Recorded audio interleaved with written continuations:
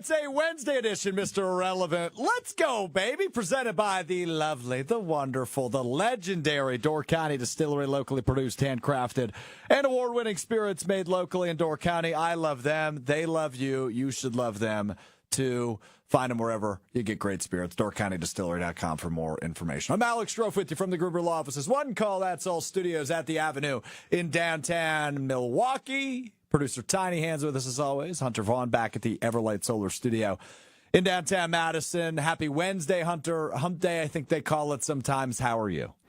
I'm good. I'm going to derail the show, and I've got a question for you because I don't know how to go about right this. Off the bat? Yeah, right off the bat. Okay, go ahead. So I'm a big nerd. We've talked about this before. And on Disney Plus, there's the new animated X-Men show. And the new episode drops on Wednesdays. So I don't watch it in the morning, but my TikTok, because I'm obsessed with that app and I can't get off of it, is filled with like spoilers and things like that. So how do I handle this? Do I like save these videos that I want to watch later, but I don't want to see moments from the show? Like, I don't know what to do. I'm very concerned. Do you want a truthful answer? Yeah. Do you want a truthful answer? Yeah. Get a hobby. That is my hobby. Going on TikTok is your hobby? No, watching the show. Get off TikTok for 12 hours. Really I can't do that. In fact, I do it every day. There's no shot. There's no shot. I do not touch TikTok at work. I don't believe you at all. You can look at my screen time if you want to. You can look at my screen time if you want to. I'd happily send it to you.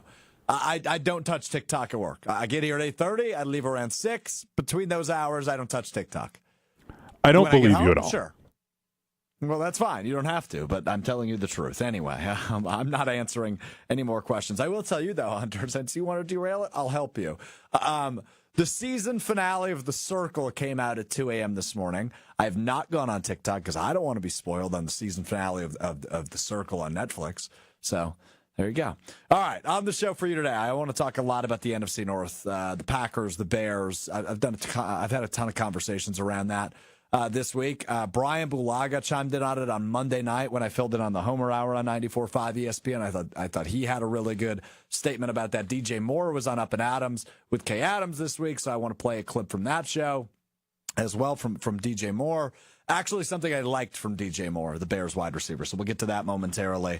Camren Hunter, the Badgers' new point guard, who they picked up in the transfer portal from Central Arkansas, will join me in just over 10 minutes to talk about the transfer portal process and obviously his recruitment to Wisconsin, the new point guard in town coming from Central Arkansas. As I mentioned, 16.9 points per game 2 years ago. Missed all of last season with a foot injury, but ready to go for him. So excited to talk to Cam Hunter, the new Badger, coming up here in about 10 minutes. Also want to talk just transfer portal overall with Tiny Hands, because I think it is a fascinating topic, but we haven't talked much about it in the last few weeks because with everything going on with the NFL draft and the NBA playoffs and the Bucks getting bounced, it's kind of been a secondary topic. So it is something I still want to talk about because it's something I'm fascinated by, right? Like a couple of years ago, for 2 years, I hosted a show with Pat Richter, the former athletic director at the University of Wisconsin.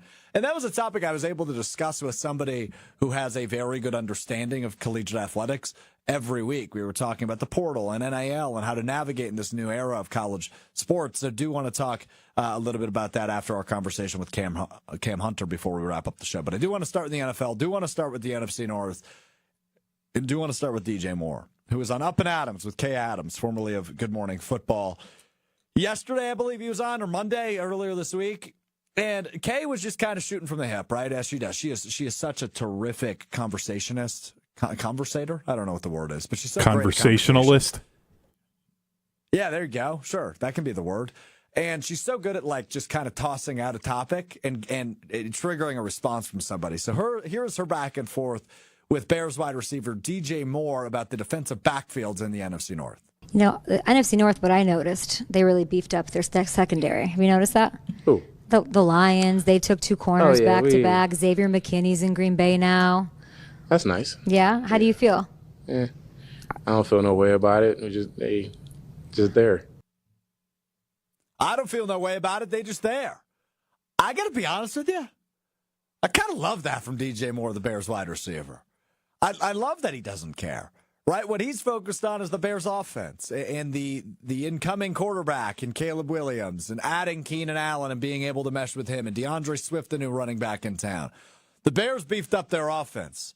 That's where DJ Moore's concern lies. And I like that a lot from him. What I don't like is how, over the course of the last week, we started the show with it on Monday, is what happened at the Cubs game over the weekend. Right? You could talk trash. You just really don't have the opportunity to talk trash yet. And if you missed it on Monday, here's what happened. Here's what broke out at Wrigley Field over the weekend as the Cubs and Brewers played and Caleb Williams threw out the first pitch at the Cubs game. Green Bay sucks! Green Bay sucks! Green Bay sucks! Green Bay sucks! Green Bay sucks! Green Bay. See, I like the energy from from DJ Moore a little bit more. Because he's just like, who beefed up their secondary? They're just there, whatever. You know, it is what it is. Not much of my concern. So I love it, man. I love it. So I really like that from DJ Moore, and I like that he's just focused on them. And when it comes to Caleb Williams, I understand the excitement. I do, right? Like, it's not often a 7-win football team has the number 1 overall pick and is able to take in what is viewed as a generational talent at the quarterback position, a position in which the Bears have never succeeded. They've never had a 4,000-yard passer in franchise history. And let's keep in mind, they've had several years now with 17 games to throw for 4,000 yards. That's less than 250 yards a game from their quarterback, and nobody's been able to do it. And I think with the offense in front of him, Caleb Williams will have a decent shot already this year to become the first Bears quarterback to ever do it. And I think he's got a good shot to be a franchise quarterback for the Bears, but we need to see him in an NFL uniform before making those assessments. Brian Bulaga on the Homer Hour earlier this week. I filled in for Steve the Homer True, the Emmy Award winner, with Brian Bulaga on Monday from 5 to 6 on 94.5 ESPN Milwaukee. I thought Blue summed it up perfectly about the excitement with Caleb Williams and the Bears quarterbacks and all the in-betweens. Here's Brian Bulaga earlier this week. This is the same way the Bears fans were acting 3 years ago, right? Like when they drafted Fields and they gave away the farm to go get Fields, and they were excited at that point in time too. And, you know, obviously there's always optimism when you get a high-ranked quarterback, so to speak. And I understand their excitement and all that. But, they're jumping the gun, and Bears fans always do. Bears fans always do. They jump the gun, and that's what they're doing right now. So I'm with them, right? When you look across the NFC North, which I've said many times, I think it has a very good shot to be the best division in all of the NFL this year. I just don't know that the Bears are necessarily a part of that.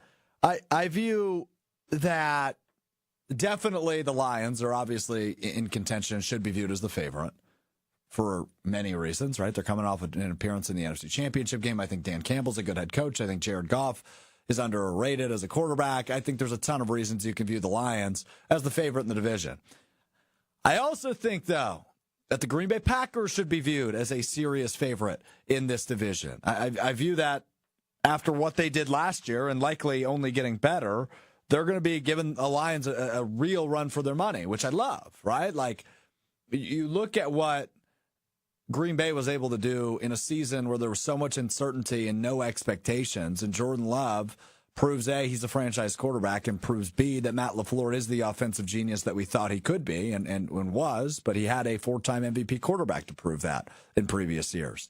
Last year, it was a fresh start. It was a new quarterback. It was a new offense. It was a really young offense, young wide receivers, young tight ends. Like, we're all sitting at home on our couch drinking a cherry brandy old-fashioned from Door County Distillery, thinking to ourselves, oh, boy, This might be a long year, especially in September and October. Then you get to late November, early December, thinking, wow, they might have something here. And then they lose to the Giants, and their playoff contention is in question, and then they rattle off a few at the end of the year, including a win over the Vikings and a win over the Bears in weeks 17 and 18, respectively. You're thinking, okay, great. Like, they got to the playoffs. They did something they weren't able to do with Aaron Rodgers a year ago. They're good enough. Hopefully next year's better. And then they shock us all with that playoff win over Dallas. And now the expectations this year are this is a bona fide playoff team. this could even be a true contender, depending on what Jeff Hafley, the new defensive coordinator, does with their defense. And I've got some high expectations for Jeff Hafley, right? Like, I've been a Packers fan my whole life, as I know a lot of us have been. And I've never had real expectations for a Packers defense definitely since Rodgers took over as the quarterback. I've never had high expectations. You know, you had some players, right? Woodson obviously had some really good years. Clay Matthews, both of those guys had Defensive Player of the Year worthy years as members of the Packers defense. But there was always holes. They were never able to stop the run. Think about when Adrian Peterson used to torch them. And think about David Montgomery, who's torched them for two different teams in the NFC North. I just feel like this year, there was so much investment in the draft again, despite it not being from the first round and the first day of the draft. But the Packers defense has some serious, serious juice behind it. And I'm not expecting a perfect product come year one by any means. I'm not expecting a perfect product shoot in week 4. But I'm not expecting a perfect product overall. I'm just expecting some more juice, some more downhill action, some safeties that are worthwhile, right? Xavier McKinney and then Javon Bullard, who was the second-round pick out of Georgia, who will likely be your starting safety. Some of these linebackers who they drafted could make an early punch. Last year you saw the offensive players who were all young and inexperienced come through. The nice thing about this year's defense, despite it being a new scheme to a point, is you've got some veteran presence, right? Think about the Kenny Clarks and the Quay Walkers and the Jair Alexanders of the world, and Xavier McKinney falls into that category. But also think about some of these young guns that are going to get the opportunity to shine. And if they don't, you have decent depth at most of those positions outside of safety. The way that Jeff Hafley and Matt LaFleur are talking about Eric Stokes and the way he looks this offseason is really, really exciting. And if you think it's anything but exciting, you're wrong. Jeff Hafley is juiced up. He's fired up and ready for the opportunity to compete at a really, really high level for this Green Bay team. So I'm fired up about it. I think this defense could be very good. It could also be middle of the pack. But the nice part about this offense being in the position it's in as an up-and-coming team with a franchise quarterback is hopefully that could cover some woes. Right? If this defense falters, let's say, early in the season, I still think you have an offense that can put up 24 to 28 points a game. And that in the NFL should be about enough to win you most games. And we'll see the schedule release a week from today. A week from today is when the NFL schedule will drop for the Packers and obviously all 32 teams in the NFL. And you'll have a better idea of, okay, where do you play some of these opponents like the 49ers and the Rams and the Lions? Are those later in the season? Are they early in the season? You know you have a tough matchup week 1 in Brazil against the Philadelphia Eagles. But overall, man, this could be a 13-4 team. Probably not, but it could be, depending on how good this defense can be. But I love seeing how rejuvenated Matt LaFleur is talking about the defense. I love seeing how excited Jeff Hafley is, the defensive coordinator who met with the media earlier in the week, and the ideas he has for this defense. Hunter, you're not a Packers fan, so you're my favorite type of person to gauge. Is my excitement unfounded? Are my expectations too high now after seeing what my Packers did to your Cowboys in the wild card round last year? Or are my feelings fair? Are my feelings validated by you as the Cowboys fan on the panel? You know, I think it's fair. It's always when there's young players in the NFL, I think it's very easy to be excited about them, but then forgetting that, oh yeah, these guys are also very young and they may deal with adversity and run into some struggles. Hopefully those struggles for you are just what you saw in the middle of the season, and it's not Jaden Reed can't figure out how to get open anymore because DBs have tape on him. Like, you hope that it's just, okay, he has some struggles because he's just, for whatever reason, not reading defenses quite as well and not getting to the right spots when they drop into zone or something like that. So I hate to say it, though. God, the Packers are going to be really, really good, and it sucks, and it's annoying because I have a feeling again that the Cowboys are either going to have to come up to Lambeau, or somehow things are going to shake out where Green Bay goes down to Dallas again in the playoffs, and it's not going to go well for me. It's going to be stupid, and I'm already dreading it. I want to be positive and just be like, no, the Cowboys will figure it out, but they're not going to.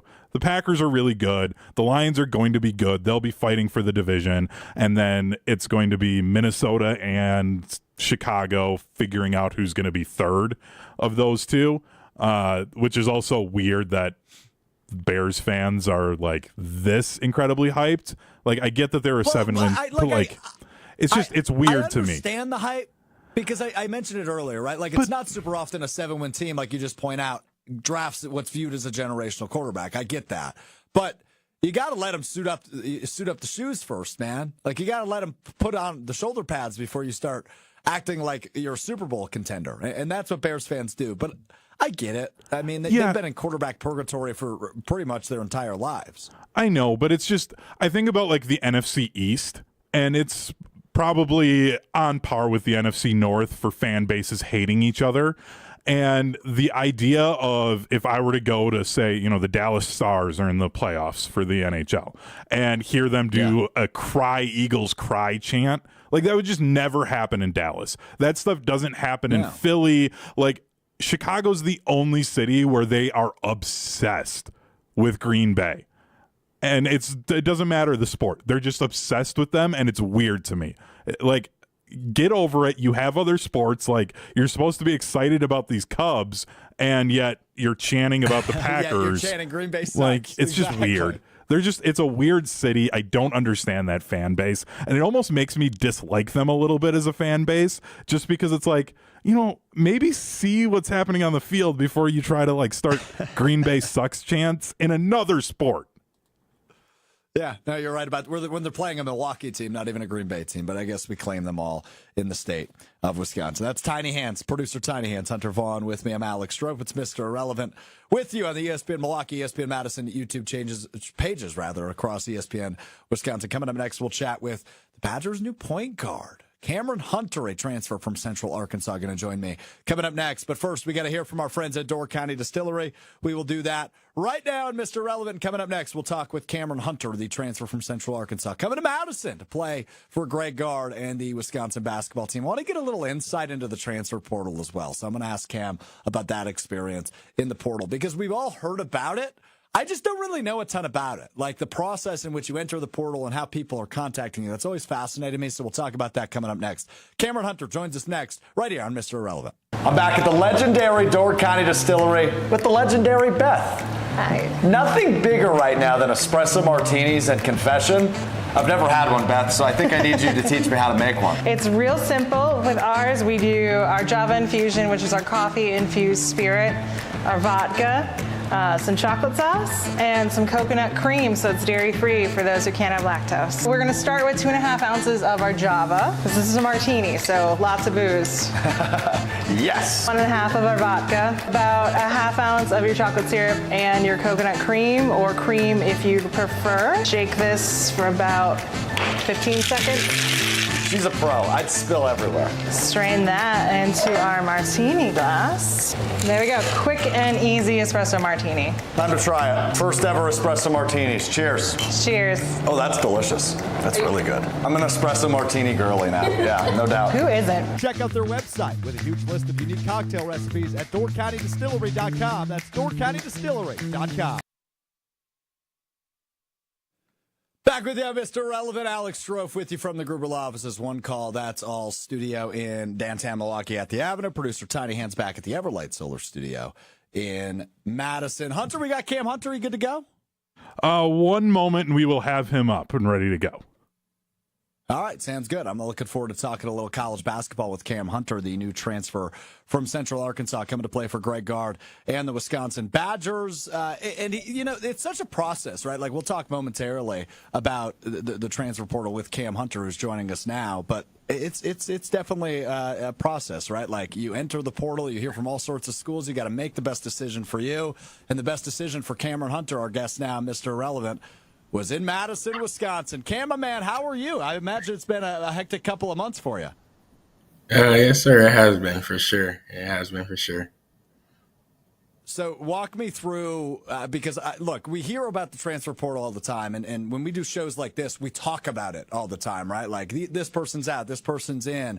I'm curious from a player perspective, what is that process like? Do you have to approach Central Arkansas, who you're departing from, and saying, hey, I'm going to enter the portal, and then do they put your tape out? Like, walk me through what the process is for a collegiate athlete, because the new era of transfer portal is a lot different than it used to be. So the first thing you have to do is, talk to your coaching staff about that. At Central Arkansas, so that's what I did. I talked to Coach Boone, but he was dismissed and things like that. So I really had to talk too much about that to him as I did the year before that. And so my next step was to talk to, the AD. That was either Natalie or Dr. Teague, and Dr. Teague was stepping down. So it was Miss Natalie. And so she sent the email back and just told me the whole process. I'm watching, a video over it, filling out the paperwork. Coach had to sign the paperwork so I could just turn it into her. Once I did that, it automatically goes into a database from what I was told. And so everything just take off from there. I mean, coaches have access to your videos anyway on Synergy, so once they're done, it's just all about, just finding the best fit for you and what team and what coaches are looking for. And we'll get to the Badgers and why it made sense for you in a second. But so how are schools contacting you? Because my understanding is you heard from like 60 schools, right, Cam? Like you were a popular guy when it came to the portal. You're hearing from schools like St. Louis and Florida State and obviously Wisconsin. Are they emailing you, or are you getting texts? Are they going through your former school? How does that work? It could be through social media, whether it's Twitter or Instagram, or whether it's about your number. They have access to pretty much everything. I mean, it's college basketball. Once your name's in the portal, everything's out there. So I mean, there was no way that you could be private. If you know what I mean. So I mean, that's how I came in contact with Coach Reef at Wisconsin was through Instagram, and then he had my number, but he wasn't sure if I had the right number because my number had changed twice before that, and so yeah, that's how we first got in contact. So I'm going to be honest with you, Cam, and I might sound like an idiot, which I kind of am one when I explain this to you. But in my head, I always thought it was kind of like a mixture of like Tinder and Twitter, right? Like you get like the example of like, okay, we've got this great guard from Central Arkansas. He's a left hand. He can attack the rim. He can do all these great things.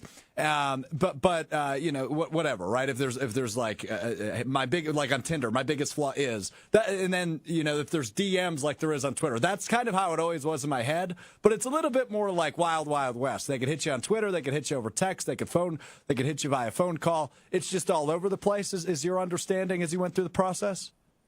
Yeah, it really depends on a coach. You have some coaches that prefer to reach out simply over, through social media first before they take that next step and start talking to you over the phone just to see, where your mind is at and how things are going for you, So it's very professional, I could say, but it's also very, very, hectic, like you said.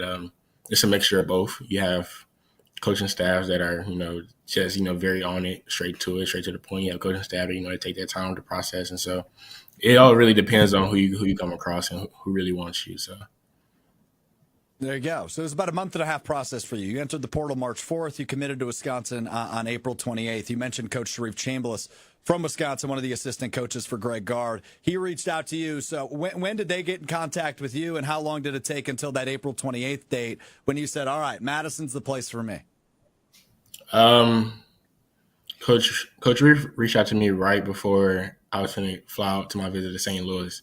I was in the process of scheduling visits. I had just Io and I had came to agreement to cancel that because the Drew guy had just committed. And so I set up St. Louis, and I was going to set up, I was going to work, set up Auburn and Florida State after that.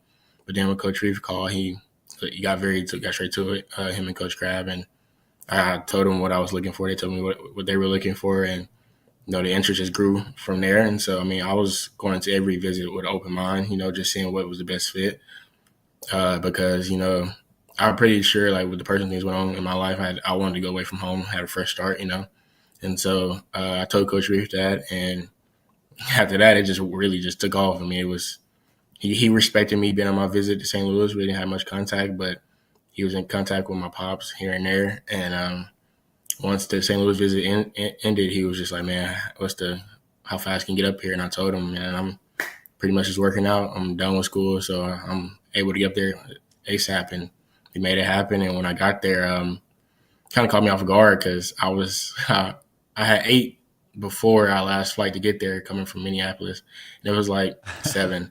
And so we get there like 11 o'clock at night, and I'm like, "Hey, coach, is that McDonald's open?" I was like, "I just want something quick and we go lay down." He laughed at me and was like, "Man, you don't know where you're at?" So I was like, "No, I don't." And so he was like, "I'm gonna take you to get the best pizza in America." And so we went to, I think, this place called Ian's or something like that, or Ian's Pizza, right on campus there. Yeah, I had got I want to say buffalo chicken. And that was the best pizza I had. And after that, it was really good pizza. And after that, it was just straight basketball and just, looking at the campus and things like that, and just seeing how, how much Wisconsin meant to him and Coach Crab and Coach Gard. It really kind of, stuck with me. And so it just felt like home since I stepped on foot on campus and since I stepped off the airplane. And there was no question about it. I just had to, pray about it and things like that. And everything just took care of itself, And so I told Coach Gard right before I left, I was like, "Man, let's do it." I said, I want to rep the red and right under you. And he was just like, "Man, let's get to it then." And so, let's go. I love hearing that, Cam. I mean, yeah, it's a wild process, I imagine, right? I mean, you were the leading scorer both years you played at Central Arkansas, so a lot of people coming your way, right? Gauging your interest, and when you get to Madison, you just said it, right? It felt like home the minute you stepped on campus. But I've got to ask, because it's such a unique position for Wisconsin, right? They've got a lot of guys that are heading out, right? And that's just the era of college basketball we live in. So when you evaluate that and you try to figure out, okay, it seems like this guard room is pretty open for me. Is that something that pops in your head? Like seeing that guys are exiting, does that just in your head calculate to, hey, that's more opportunity for me to do my thing? I mean, yeah, of course. But, I mean, at the same time, it was more about the fit, playing style and things like that. Coach Gard likes to post, bigger guards, things like that. And I'm very physical, and I live in the post, if you want to say that. His offensive style, and, it fits me also. I'm a two-way player. I can play defense as well. And so, he really harped that to me, and just letting me know how I fit in and how I can, not only help them, but help myself as well on the platform that they have and things like that. And so, I mean, yeah, of course, when he told me Chucky was leaving, I knew it was a tough one for them, but I mean, at the same time, it's business. So, I mean, Chucky did what was best for him in his opinion, and Coach Gard and them had to do what, they have a job to do. So they came calling and told me, what was at stake and, the opportunity I had. And so, of course, I took that in consideration, the guard room, but also, I mean, at the same time, just because, the guard room is there don't mean it's a great fit. And so I had to, I really spend a lot of time watching film, believe it or not, nice. leading up to that visit. While I was in the airport, I was probably watched over 4 or 5 games. I was in the airport from sun up to sundown. So I watched about 4 or 5 games constantly, trying to figure out, where I fit in and things like that. And I really feel comfortable about that. And so I was just told Coach Gard, "Man, you showed me too much film. I probably don't watch more than you think I have." And so that's just how it went. I love that, man. That's great. I mean, you're doing your research and you're making sure this works for you. What's the relationship been with some of the guys on the team so far? I know it's only been a few weeks, but have you been able to connect with some of the guys that are on the team? Yeah, I've connected with everybody. Pretty much everybody that's coming back. JB, Cam, I connected with Tanji. I connected with Zay. I connected with Max. I connected with Big Steve, Marcus. I connected with pretty much about everybody. But also, it's very different, over the phone than in person. So, I mean, it's a relationship that we would have to build for sure over the summer. But it's not nothing I'm just worried about, because I could tell just by watching film that these guys that are, especially like Max and Big Steve, who are coming back, they're here to win, So, I mean, they're heart and soul of the team. So I'm just coming there to do my job to help them, So, I mean, it's kind of hard. You've been in a relationship over phone these days, because I'm not. Totally. I'm on my phone, but I'm not pretty much on my phone, because it's just hard. I misread text messages a lot, and so I'm just trying to figure that out and just see what's real and what's not. So, but no, they are genuine guys. I can tell that for sure, and so I'm excited to build a relationship with all of them. Just in person, and get to go to war with them every single night. So. Yeah, making the jump to the Big Ten, which is going to look a little bit different next year, has to be unique in your mind, right? Like you're going to one of those Power 6 conferences in college basketball, which is now technically only the Power 5 as the Pac-12 goes away, but you add teams to the Big Ten, which is already a very good basketball conference, like USC and UCLA and Washington and Oregon. What do you make of this new big conference? 18 teams in the Big Ten now, Cam. I imagine in your head it's just you want to get out there and play who's ever in front of you, but as a fan of the game, I imagine it's got to be like, whoa, this looks a little bit different than it did a couple of years ago. I mean, it's a big difference coming from the Atlantic Sun, I can tell you that. Right, yeah. But I mean, at the same time, I'm just looking at it like, man, it's opportunity. It's a great opportunity in front of me, not only to help Wisconsin, men's basketball, but also to prove to myself that I belong with the best of the best. And so, I mean, when Coach Gard expressed his interest in me, there's nothing more said, having for him to coach a guy like Johnny Davis, and be around guys like Frank Kaminsky. He's been here. He's been wearing Wisconsin basketball for a long time. So I mean, there's no question in my mind that he can't help me so far as with my game and so far with my expectations for myself and things like that. And so, with even teams joining, I mean, same time, they lace their shoes up the way I lace them. I mean, they put on shorts, they do everything. They still have to work to, beat us, and we have to work to beat them. So, I mean, as long as we put the work in every single day, I'm pretty confident in against anybody, So, I mean, we start sometime in June, and so from that time until we first step foot in the Big Ten Conference, it's going to be a war. I mean, I'm ready for it for sure, but I love it. Also got a lot of work to do. I could tell you that. A lot of people don't believe that I'm good. I'm 100% healthy or whatever, but we'll see. That's all I'm gonna say. I mean, I've been at it for a while, by now for months. So I mean, I'm just ready to get back out there for sure. You seem like a dog, dude. I love this mentality from Cam Hunter, the new Badgers guard. A couple more things for you, Cam. First off, I saw in your recruitment photo, or your commitment photo, rather, you were holding like this giant ass boombox that had some the motion W on it. And it was all designed. I assume that's not yours. Is that like a prop they have ready at the Kohl Center? What's the story behind that giant boombox that I saw you holding?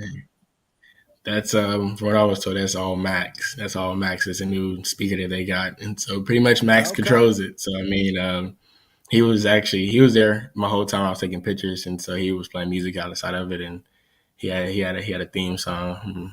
I'm not pretty sure if I could say the theme song because I mean explicit words, but I mean Max is somebody I could tell that I'm going to love for sure. Max is a dog, I could tell. So he yeah, I mean that apparently that's all his idea from what I was told. They had a speaker the previous year before that, but I love it. They wanted another one with the Badger, representing Wisconsin. So they got one, and that mug is loud for sure. I can tell you that. So I just need you guys bumping that in the tunnel before every game. Get you a little hype before warm-ups. I mean, the boombox. I was so distracted by that. That's so funny. I saw Greg Gard talking to reporters a few weeks ago, shortly after you committed, Cam, and he compared you to a guy who's doing all right in the NBA playoffs right now. He compared you to Jalen Brunson. I don't know if you saw that he compared you to Jalen Brunson, your future head coach. What do you make of that comparison? Is there similarities in your games? I didn't know that. I didn't know he did that, but that's pretty cool.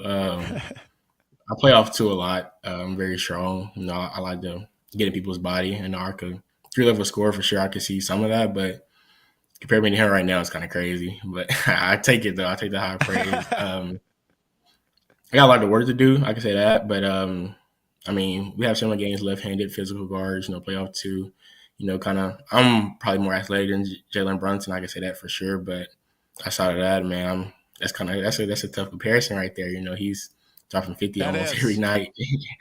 So, but I mean, if Coach Gard thinks that highly of me, then that shows a lot to me, So, I mean, it just shows I got a lot of work to do for sure. So, hey, if you'll be dropping 50 tonight, I think Badgers fans will be more than satisfied. I'm not setting that expectation. I'm just saying if that ends up happening, I'm just saying they'll be pretty happy with you at the Kohl Center. Last thing for you, Cam. I've been put in my ear by my producer, Hunter. He wants me to ask you, do you know who Ben Brust is? You've been a Badger for only a few weeks. Do you know who Ben Brust is? Ben Brust. No, I do not. But it sounds familiar, though. It sounds very, very familiar. He was so he is now he works with us. I produce his show on ESPN Wisconsin. He was on that first of back-to-back Final Four teams back in the day for the Badgers. And I've been he wanted me to ask you if you knew who he was, and it's probably a good thing you don't know who he is, Cam. So no, nothing bad there, no bad juju. He was a pretty good 3-point shooter back in the day, but I think you can do some bigger and better things than Ben Brush. So he wanted me to ask you, but his message to you is get after that work. But go ahead. Yeah, I think one of the coaches had mentioned like the names. They were just naming, like guys who've, had some type of success. And I think either Coach Reef or Coach Crab might have mentioned them. I can't remember. But I hope if he could shoot it like that, he could come out of retirement if he wants, Yeah, he sure could. I think he's out of eligibility, unfortunately. But I think he wishes he could play next to you and Max because, he'd love to get back after it. But Cam Hunter, excited to see you get after it, my man. This is a really fun conversation. Appreciate you hopping on for about 20 minutes and talking some ball with me. We look forward to seeing you in the Cardinal and White and seeing you at the Kohl Center this fall. Thanks so much for the time. Thank you. Thank you for having me. Camren Hunter, the new Badgers guard from Central Arkansas in the transfer portal. He said so many times there he's got a lot of work to do, right? Like, I love that mentality of never satisfied and wants to get after it. It's no secret what happened to the Badgers last year in a 12-5 matchup in the NCAA tournament. I'm sure Cam wants to lead the charge back in there in a 12-5 matchup and smoke whoever the 12 seed is. So awesome to hear that energy and that attitude from Camren Hunter. So speaking of Hunter Vaughn, Tiny Hands, back at the Everlight Solar Studio in downtown Madison. We were talking off the air about how we had no idea how the transfer portal worked. Do you feel like you got a little insight there from Cam Hunter on the transfer portal? Yeah, I'm shocked that you thought that it was a mix of, what did you say, Tinder and Twitter? Yes. I shouldn't be shocked that you thought that, but that's just wild to me. I didn't know how, because you see, what was it, 1,600 Division I basketball players were in the portal? I don't think you're looking at an Excel spreadsheet. I don't think that's how it works. I don't know if you can filter it. I'm currently looking for apartments, right? So I can select things I want, right? Like at least one bedroom, at least one bathroom, an in-unit washer and dryer, stuff like that, and then it will give me my results. I don't know if that's how it works, right? Averaged 14 points per game in Division I. I don't know how you filter that when there's that many names in the list. I'm going to guess that it's probably just based off of school and position and name, and then that's all they can filter, and then they have to figure it out from there. The Wild West description, though, definitely fits with this. The fact that he could be getting Twitter DMs and he could be getting texts or calls or emails, just anyway. One way or another, right? Yeah, that's insane. I feel like they need to limit it to a couple of different ways to get in touch with these guys instead of just being oh, okay, they're available. Go figure out how you want to talk to them and just go get them. That's a little excessive, and I wish the NCAA would kind of reel that in a little bit because that's way too much. I would have anxiety trying to figure out the best way to operate all of that if I was in the portal. I think you're right, and maybe it's something to work on. But all of collegiate athletics at this point has a little bit of stuff to fix. Whether it's the transfer portal, whether it's the NIL, whether it's whatever's going on, it is certainly going to be fascinating to see as we continue in this weird era of that. Look, there's no good answer, right? I know we all have suggestions, but we will see. We will see. All right, let's wrap it up. As we always do with What's Strouf Learned, you learn something new every day. I learned something new during the show today. Hunter, did you know Scotty Miller, who burned the Packers in the NFC Championship game for the Buccaneers a couple of years ago, is still in the league? No. I didn't know he was still in the league. That's crazy. Where's he at? He signed with the Pittsburgh Steelers today, reuniting with former Falcons head coach, which I didn't know he played for the Falcons either, in Pittsburgh. So it'll be Russell Wilson to Scotty Miller, which is just a duo that, speaking of Wild Wild West, talk about the NFL these days, man, all these quarterback carousel changes. I know last week we posted an updated graphic of our predictions for the quarterback carousel. We made 11 predictions. I went technically out of 10 now because Ryan Tannehill still hasn't signed anywhere. I went 6 of 10. You went 5 of 10 in our predictions between rookies and the free agent class. We did horrible when it came to the free agent class, though, right? We had Russ in Atlanta. We had Kirk going back to Minnesota. We did horrible.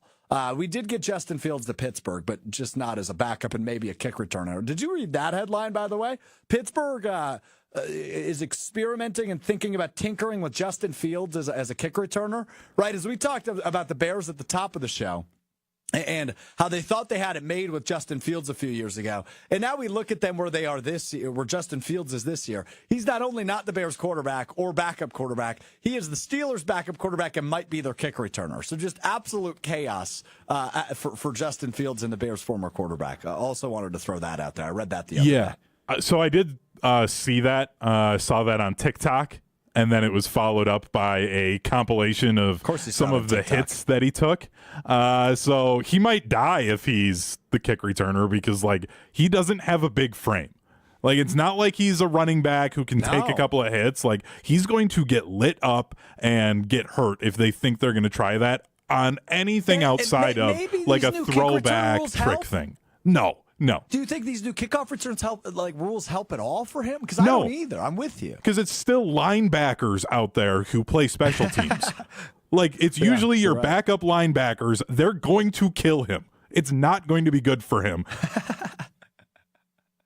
Hey, you're probably right. All right, that does it for us today. Big thanks to Cam Hunter for joining to talk a little Badgers hoops. It's been something I wanted to do for a couple of weeks, but with everything else going on, kind of took a back seat. So big thanks to Cam Hunter for jumping on and talking about his new home in Madison. Big thanks to our Hunter Vaughn, for running the show, making us sound good and keeping us looking good as well on YouTube as well. And big thanks to our friends at Door County Distillery for helping out on the show. Check out their website, doorcountydistillery.com. They'll elevate whatever you got going on. If it's a tailgate at a baseball game, if it's just a little summer throwback, a kickback in your backyard, Door County Distillery can help elevate that. Visit their website, doorcountydistillery.com. We're back with you Friday beginning at 12:30 on the ESPN Milwaukee, ESPN Madison YouTube pages. We'll talk to you then. I'm Alex Strouf. Peace.